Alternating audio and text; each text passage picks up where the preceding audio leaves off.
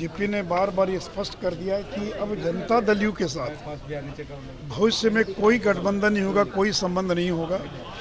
नीतीश जी ये सारी बातें केवल राष्ट्रीय जनता दल और कांग्रेस को डराने के लिए बोलते हैं। उनको नीतीश कुमार की आवश्यकता भी नहीं है, क्योंकि अब नीतीश कुमार में बचा क्या है? उनके पास कोई वोट तो बचा नहीं कि वो वोट हमको दिलवा सके। और देखिए, गठबंधन होता है जिसमें ताकत होती है। तो जब नीतीश कुमार के पास कोई वोट नहीं बचा, बीजेपी की ताकत बढ़ रही है। हम अपने चिराग पासवान, उपेंद्र कुशवाहा ऐसे सहयोगियों के बलबूते हम लोकसभा का चुनाव लड़ेंगे। नमस्कार, मैं रिया और आप देख रहे हैं बिहार इन शॉर्ट्स। कल मोतिहारी से बिहार के सीएम नीतीश कुमार ने बीजेपी के नेताओं की तरफ इशारा करते हुए कहा कि जब तक जीवित रहेंगे तब तक दोस्ती बरकरार रहेगी, जिसके बाद जैसा हर बार होता है वैसा भी जो है इस बार भी हुआ।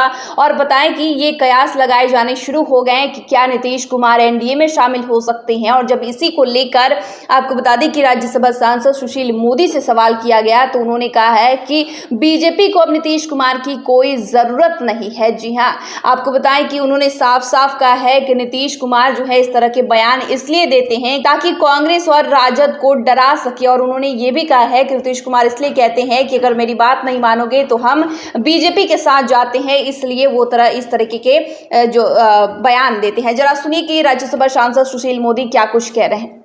देखिए, जो उनका बयान उसका कोई ज़्यादा मतलब नहीं है। बीजेपी ने बार बार ये स्पष्ट कर दिया है कि अब जनता दल यू के साथ भविष्य में कोई गठबंधन नहीं होगा, कोई संबंध नहीं होगा।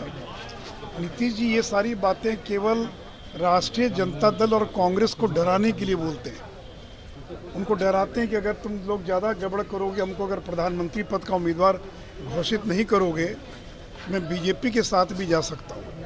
तो ये बीजेपी को नहीं डरा रहे, बल्कि ये राजद और कांग्रेस को डराते हैं।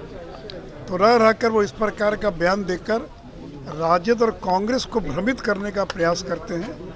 बीजेपी को कोई भ्रम नहीं है, हमको नीतीश कुमार की आवश्यकता भी नहीं है, क्योंकि अब नीतीश कुमार में बचा क्या है?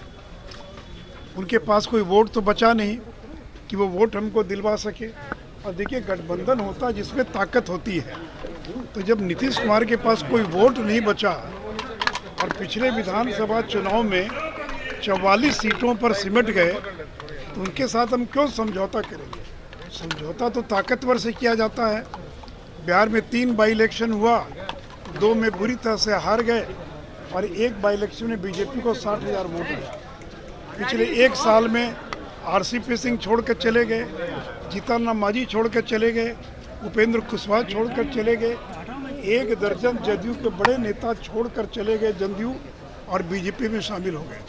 तो बीजेपी की ताकत बढ़ रही है। हम अपने चिराग पासवान, उपेंद्र कुशवाहा ऐसे सहयोगियों के बलबूते हम लोकसभा का चुनाव लड़ेंगे।